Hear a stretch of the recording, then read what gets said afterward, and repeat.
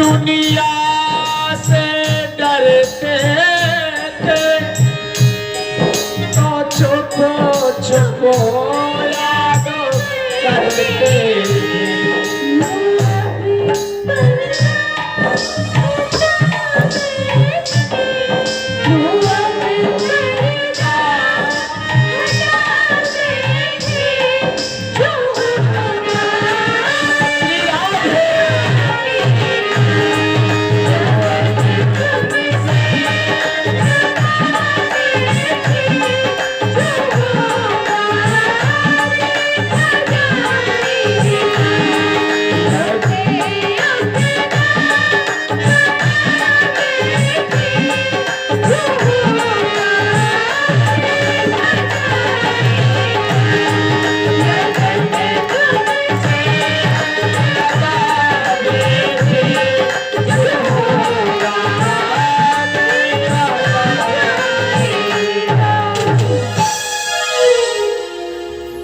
बोले श्री कृष्ण कन्हैया लाल की जय। राधा रानी सरकार की जय। बोलो राधे राधे राधे। जय जय श्री राधे। जय जय श्री राधे। तो महाराज इस प्रकार भगवान की लीला तो परंपार है। भगवान अपने हर रूप में अपने भक्तों के ऊपर कृपा अवश्य करते हैं। आगे श्री शुद्ध जी मुनि ने श्री शौनक जी को श्रवण कराया कि जिस समय नारद जी ने भगवान व्यास जी को उपदेश किया तो व्यास जी ने सरस्वती नदी के किनारे स्थित अपने श्याम प्रियाश नामक आश्रम में बैठ करके आचमन किया और आचमन करने के पश्चात श्रीमद् भागवत कथा की रचना की। वहीं जब श्री सुखदेव जी महाराज ने भगवान की स्वरूप का गुणगान सुना तो यदि आप गुण को रखेंगे तो स्वाभाविक है चींटी तो अवश्य आएगी। उसी प्रकार श्रीमद् भागवत रूपी गुण को देख करके श्री सुखदेव नामक चींटी आई, अर्थात श्री सुखदेव जी महाराज ने आकर के श्रीमद् भागवत कथा का अध्ययन किया। इधर आगे चल के श्रीमद् भागवत में महाभारत की कथा बताई जाती है, जिसमें बताया जाता है शांतनु जिन्होंने सत्यवती जी से विवाह किया, जिनके दो पुत्र हुए चित्रकांत और विचित्रवीर्य। चित्रकांत को चित्रकांत नाम के गंधर्व ने मार दिया। विचित्रवीर्य की दो पत्नियां हुई अंबिका और अंबालिका। व्यास जी के द्वारा उनके दो पुत्र हुए, एक का नाम हुआ पांडु और दूसरे का नाम हुआ धृतराष्ट्र। पांडु जिन्हें राज्य दिया गया, धृतराष्ट्र जो कि अंधे थे और जन्म से अंधे होने के कारण उन्हें राज्य का अधिकारी ना माना गया, क्योंकि अंधा व्यक्ति भला क्या राज्य करेगा। श्राप के कारण पांडु की मृत्यु हो गई। पांडु की पत्नी थी कुंती और माद्री, जो भगवान श्री कृष्ण की बुआ थी कुंती। भगवान श्री कृष्ण के पिता वसुदेव जी की 5 बहनें थीं। प्रथा, राजाधिदेवी, श्रुतश्रवा, श्रुतदेवा और श्रुतकीर्ति, ये 5 बहनें थीं, जिसमें से जो सबसे बड़ी कन्या थी प्रथा। प्रथा को वसुदेव जी के पिता सूरसेन जी ने अपने मित्र कुंती भोज को दे दिया था और कुंती भोज को दे देने से उनका नाम हुआ कुंती। तो वही कन्या कुंती पांडु को बिहाई गई। उन्हें एक विद्या पता थी जिसके द्वारा उन्होंने जिस भी देवता का ध्यान किया उन्हें उन्हीं के समान पुत्र प्राप्त हुआ। धर्म का ध्यान किया तो युधिष्ठिर, वायु का ध्यान किया तो भीम, इंद्र का ध्यान किया तो अर्जुन और माद्री ने जब तो अश्विनी कुमारों का ध्यान किया तो नकुल और सहदेव हुए। माद्री अपने पति के मर जाने पर अपने पति के साथ में सती हो गई। उन्होंने कुंती से कहा कि आप अपने पुत्रों के साथ साथ मेरे पुत्रों की भी रक्षा करें। कुंती उन पांचों पांडवों को लेकर के रहने लगी। पांचों पांडवों की उम्र अभी छोटी थी। इसके कारण माता कुंती ने यह सपने विचार करके राज्य धृतराष्ट्र के हाथों में दिया। कुछ समय पश्चात जब पांडव बड़े हो गए, धृतराष्ट्र की भी पत्नी थी गांधारी, उनके भी 100 पुत्र थे तथा एक कन्या थी। 100 पुत्रों में से एक पुत्र का नाम था दुर्योधन, जो अत्यंत दुष्ट था। जब पांडव बड़े हो गए तो बात तो ये थी कि राज्य पांडु का था, इस कारण पांडवों को राज्य धृतराष्ट्र को दे देना था।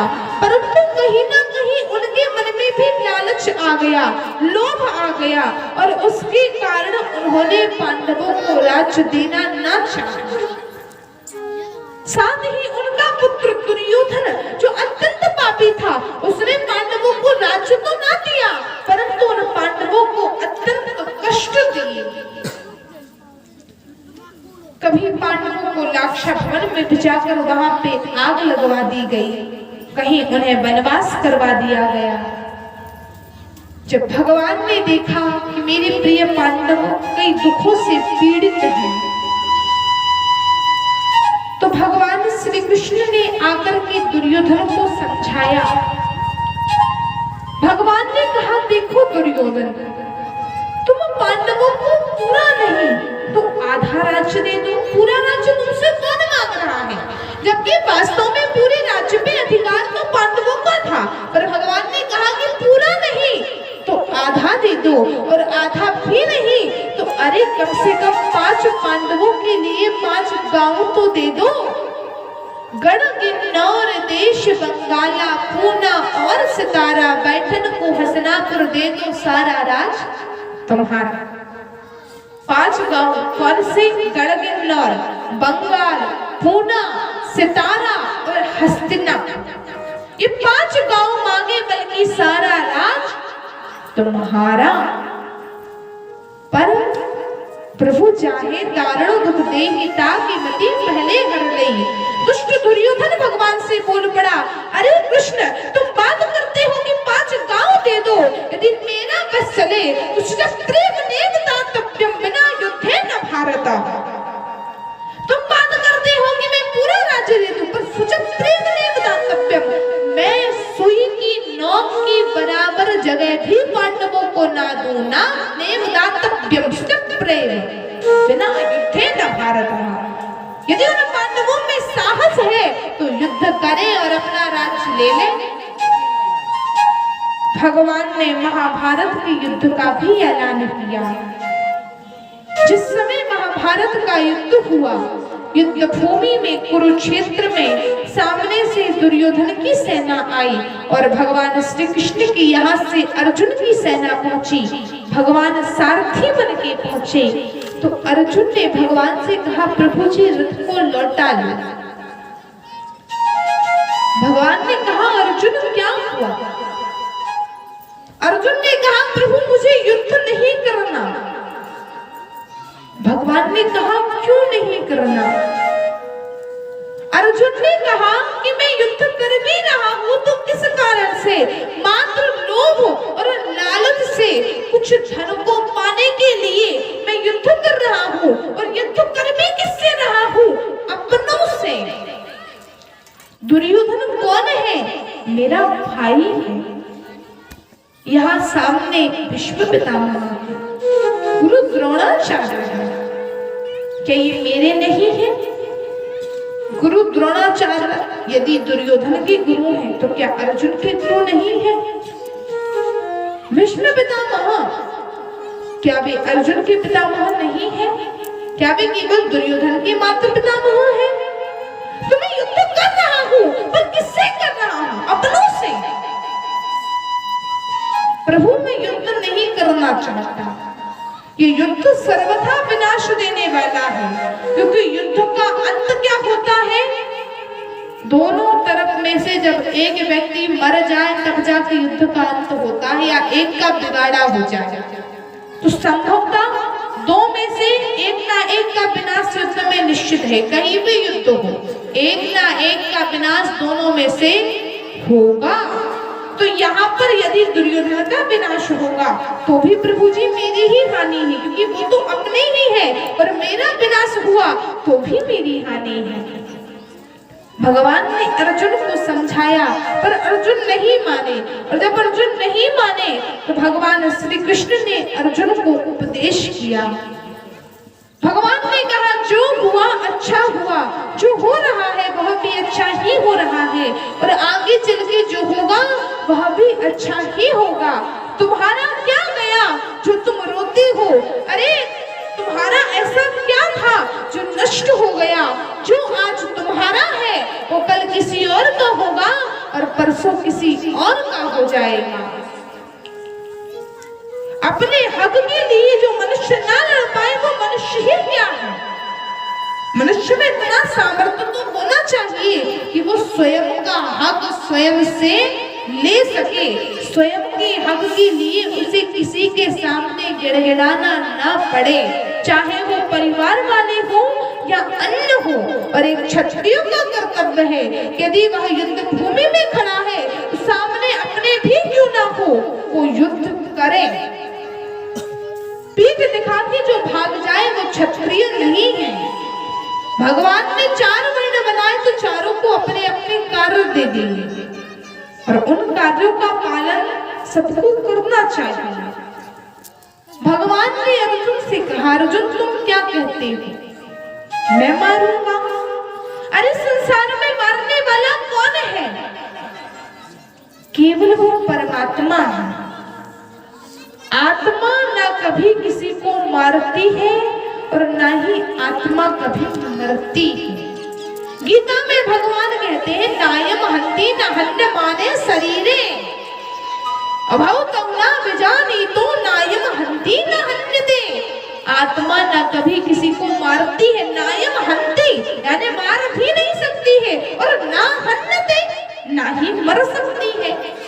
मरता है तो केवल शरीर, आत्मा कभी नहीं मरती। आत्मा अजर है, अमर है। आत्मा परमात्मा का अंश है।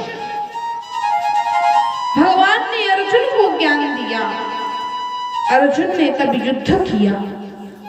शरीर की वास्तविक सच्चाई क्या है? शरीर क्या है?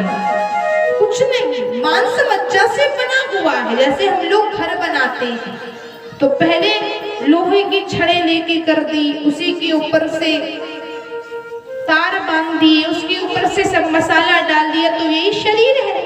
भगवान ने पहले हड्डियां खड़ी कर दी, तार के तौर पे भगवान ने नसों से शरीर को बांध दिया, और नसों के से शरीर को बांध करके भगवान ने इसमें मांस मज्जा रक्त आदि सब भर दिया, और ऊपर से लेकर के अच्छा दिखे इसलिए भगवान ने इसमें ये चमड़ी लगा दी। अस्थि स्तंभम स्नायुबद्धम मांस शोणित लेपितम। पहले इसकी अस्थि स्तंभ है, स्नायुबद्धम, स्नायु माने नस, नसों से ये बना हुआ है। तो अस्थि स्तंभम स्नायुबद्धम मांस शोणित लेपितम, मांस इसके ऊपर लेप दिया गया है, मांस मज्जा।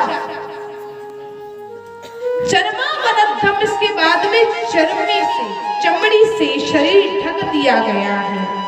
पात्र पुत्र पुरी खियो, पर ये शरीर वास्तव में क्या है? एक गंदगी है। जब मनुष्य मर जाता है तो शरीर में कीड़े पड़ जाते हैं। आत्मा निकली कि शरीर में कीड़े पड़ जाते हैं, बहुत बुरी बास आने लग जाती है। और ऐसे भी ये जो शरीर है ये गंदगी है। भगवान श्री कृष्ण ने जब अर्जुन को संसार की सच्चाई बताई, शरीर की सच्चाई बताई, सत्यता बताई, अर्जुन ने युद्ध किया। युद्ध का अंतिम निर्णय क्या निकला कि दुर्योधन की तरफ से कोई ना बचा, मात्र दुर्योधन बचा। पांडव जीत गए, विजयी हुए, और दुर्योधन युद्ध में हार गया। जब भगवान ने दुर्योधन को भी युद्ध करने को बुलाया। दुर्योधन की माता गांधारी सती थी। उन्होंने अपने पुत्र को शाम होने से पहले आने को कहा और कहा कि बिना वस्त्र के आना। रास्ते में भगवान श्री कृष्ण मिले और भगवान श्री कृष्ण ने जब बात सुनी तो भगवान तो समझ गए। भगवान ने कहा, दुर्योधन, माता ने कहा था बिना वस्त्र के आना, तुम उनकी बात को समझ नहीं पाए। उन्होंने ये नहीं कहा था कि नग्न अवस्था में आना, बिना वस्त्र के आना अर्थात पत्तों से शरीर को ढक के आना, वस्त्र मत पहनना। दुर्योधन ने कहा, ठीक है कृष्ण। दुर्योधन मान गया और दुर्योधन ने वस्त्र की जगह पत्तों से अपने जांघों को ढक लिया। जब दुर्योधन अपनी माता गांधारी के पास पहुंचा और माता गांधारी ने अपनी पट्टी हटाई तो उन्होंने दुर्योधन के शरीर पर जहां जहां दृष्टिपात किया, दुर्योधन का शरीर वज्र का हो गया। पर भगवान ने जहां पर पत्ते बांध दिए वो शरीर दुर्योधन का वज्र का नहीं हो पाया। जब दुर्योधन और भीम का युद्ध हुआ, क्योंकि दुर्योधन वज्र का था और भीम बलशाली तो थे पर वज्र को तो कभी लगती ही नहीं, लोहे को कभी नहीं लगती। वो क्या करें, बार बार लड़ने के बाद भी उन्हें अंत में हार ही मिलती। अंत में उन्होंने श्री कृष्ण को देखा। श्री कृष्ण ने जांघों की ओर दृष्टिपात करके इशारा किया कि जांघ पे मारो, क्योंकि भगवान को पता था इसकी जांघ वज्र की नहीं है। और जैसे ही उसकी जांघों पे भीम ने गदा मारी, तुरंत दुर्योधन की दोनों जांघें टूट गई और दुर्योधन वहीं पर गिर पड़ा। भगवान पांडवों सहित उस दुर्योधन को छोड़ करके चले गए। इधर अश्वत्थामा आया और उस अश्वत्थामा ने अपने मित्र को प्रसन्न करने के लिए विचार किया कि मैं 5 पांडवों का शीश काट लूंगा। वो अश्वत्थामा वहां गया जहां पर पांडव रहते थे, क्योंकि उस समय भगवान श्री कृष्ण पांडवों को बाहर घुमाने ले गए थे और जहां पर 5 पांडव सोते थे वहां पर 5 पांडवों के 5 पुत्र सो रहे थे। वो अश्वत्थामा ने पांडवों के धोखे में उन 5 पुत्रों की शीश काट ली। सुबह हुई और मां ने जब देखा, मां द्रौपदी ने देखा कि मेरे पुत्र जहां पे सो रहे हैं उनकी सैया तो खून से लथपथ है, उनकी शीश नहीं है, मात्र शरीर है। मां जोर से रोने लगी, अरे कौन पापी है, कौन आतताई है जिसने मेरे पुत्रों को सोते हुए मार डाला? ऐसा कौन बलशाली है जिसने सोते हुए बालकों पे प्रहार किया है? पहली बात, बालकों पे प्रहार तो वैसे ही वर्जित है और ऊपर से सोते हुए पर, बालकों पर, स्त्री पर, निहत्थे पर, शरण में आए हुए पर कभी वार नहीं किया जाता। जब हमारा शत्रु सचेत ना हो, उसे पता ना हो, तब भी वार नहीं किया जाता। द्रौपदी रोने लगी। अर्जुन आए तो अर्जुन ने कहा, द्रौपदी मैं तुम्हारे आंसू अभी नहीं पोंछूंगा, बोले मैं तुम्हारे आंसू तभी पोंछूंगा जब जिसने मेरे पुत्रों की शीश काटे हैं उसका शीश लाकर के तुम्हारे चरणों में डाल दूं। अर्जुन ने जब पता किया, पता चला अश्वत्थामा आया था। अश्वत्थामा को अर्जुन ने जाकर के बांध लिया। भगवान ने कहा इसका शीश काट दो। जिस समय व्यक्ति क्रोध में रहे उस समय व्यक्ति को कुछ ध्यान नहीं रहता, धर्म या अधर्म का व्यक्ति भूल जाता है। पर अर्जुन की भगवान परीक्षा ले रहे हैं कि क्रोध में भी वे अपने धर्म को अधर्म को ध्यान में रखते हैं कि नहीं। भगवान ने कहा अर्जुन शीश काट लो। अर्जुन ने शीश नहीं काटा। अर्जुन ने कहा प्रभु मैं इसे नहीं मार सकता क्योंकि ये ब्राह्मण है और अधम ब्राह्मण का भी वध वर्जित है। ब्राह्मण पापी भी क्यों ना हो उसका भी वध कभी ना करे। भगवान श्री कृष्ण ने कहा अब इसे द्रौपदी के शरण में ले जाओ। जब द्रौपदी के शरण में ले गए, वो पापी अश्वत्थामा रोने लगा, विलाप करने लगा, मुझे जाने दो, मुझे छोड़ दो। द्रौपदी जी को दया आ गई। द्रौपदी ने कहा प्रभु आप इसे छोड़ दो। भगवान ने कहा क्यों छोड़ दे? पहली बात ये ब्राह्मण है, दूसरी बात ये आपके गुरु का भी पुत्र है, और तीसरी बात कि इसको मारने से मेरे पुत्र जीवित नहीं हो जाएंगे। यदि किसी को मारने से किसी का मंगल होता तो संसार में बहुत कुछ बदल जाता, पर किसी को मारने से कुछ नहीं होने वाला। द्रौपदी जी ने कहा इसे जाने दो। भगवान ने अर्जुन को कहा अर्जुन मैंने वेद पुराणों में दो बात कही है। पहली बात आताताई को कभी नहीं छोड़ना चाहिए, और दूसरी बात अधम ब्राह्मण का भी कभी वध नहीं करना चाहिए। दोनों बातों का पालन करो। आताताई कौन? 6 प्रकार के कर्म करने वाला व्यक्ति आताताई कहलाता है। पहली बात खेत और स्त्री छीन लेने वाला, सोए हुए पर वार करने वाला, स्त्री के ऊपर बालकों के ऊपर वार करने वाला, निहत्थे पे वार करने वाला, पीठ पीछे वार करने वाला, ये सब आतताई होते हैं। तो इसने सोए हुए पर वार किया है तो अवश्य आतताई है। भगवान ने वेद पुराणों में क्या कहा है? आतताई का वध करो, उसे बिल्कुल मत छोड़ो। और भगवान ने कहा है कि अधम ब्राह्मण को भी मत मारो।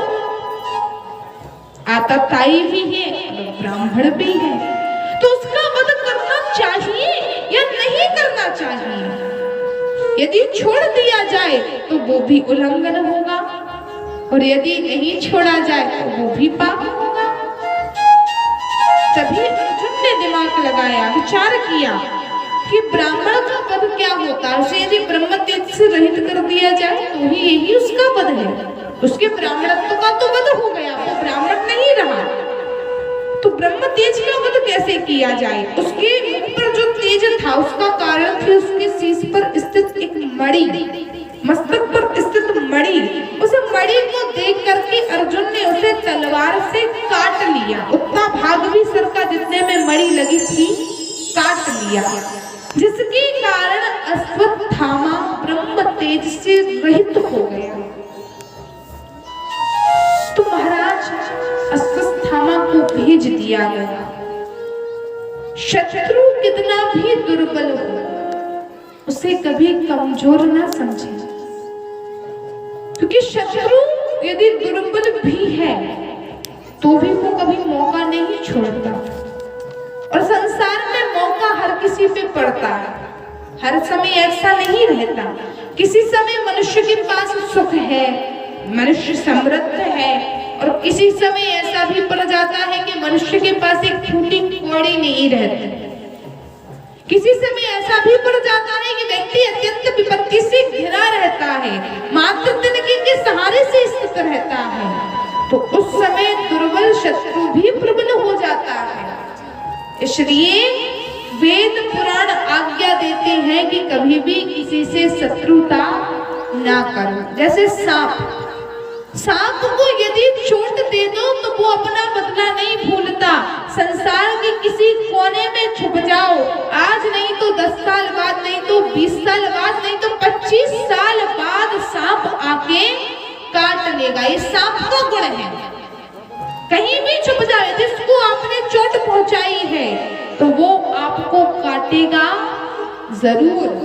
वही शत्रु का गुण समझ लो कि यदि आपने उसको कष्ट पहुंचाया है तो वो आज नहीं तो 1 साल बाद, नहीं तो 10 साल बाद, नहीं तो 20 साल बाद बदला जरूर लेगा। अश्वत्थामा की मणि निकाली और उसे छोड़ दिया, मानो चोट खाए हुए सांप को छोड़ दिया। अब उसने समय का फायदा उठाया। समय था, पांडवों का पूरा वंश चला गया। वंश की किरण एक जगह, कहा? उत्तरा के गर्भ में। यदि उत्तरा का गर्भ नष्ट हो जाए तो पांडवों का वंश भी नष्ट हो जाएगा। उत्तरा कौन? अर्जुन की पत्नी सुभद्रा के पुत्र हुए अभिमन्यु, जिनकी पत्नी है उत्तरा। अभिमन्यु मर चुके थे, चक्रव्यूह में फंस करके वे मृत्यु को प्राप्त हो गए थे। उस समय उत्तरा गर्भवती थी और समय पाकर उत्तरा के ऊपर अश्वत्थामा ने ब्रह्म तेज द्वारा ब्रह्मास्त्र का सृजन करके उसके ऊपर छोड़ दिया, गर्भ के ऊपर छोड़ दिया। ब्रह्मास्त्र उस उत्तरा के पीछे पीछे होने लगा, उत्तरा आगे आगे दौड़ने लगी। और समय ऐसा था कि उस समय भगवान श्री कृष्ण अपने धाम जा रहे थे, अर्थात द्वारिका जा रहे थे, अपने पुरी को जा रहे थे। तो जिस समय उत्तरा दौड़ी और जाकर के भगवान